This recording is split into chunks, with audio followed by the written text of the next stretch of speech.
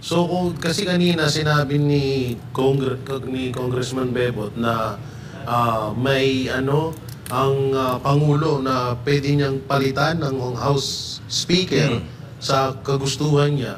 So kayang-kaya din palang gawin ni Marcos Jr. na ipahinto yung impeachment ni VP Sara sa Congress kasi may kapangyarihan pala siya nun.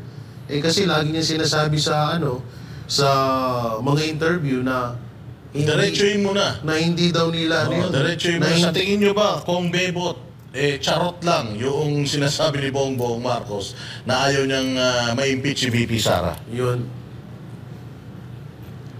Palagi ko, charot lang yun.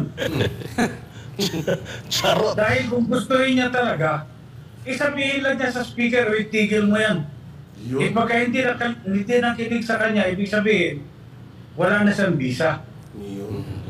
Itong nangyari kasi dito na pagpapalit nitong tinanggal ito si Saldico at ang nag-ano nito yung anak ni Presidente na si Sandro para ipalit si Kimbo. Ito meron kayo nababalitaan na merong kiskisan yung speaker at itong anak si Sandro, or again another charot na ito na drama para makaalis dahil nagkaroon ng issue itong blank items para maalis. Palagay ko drama lang yan at sadyang nilalaglag na si Saldico. So dapat magsalita na kung ano man na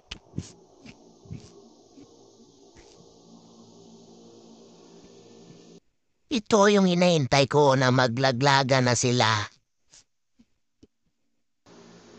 Hoy! Gising!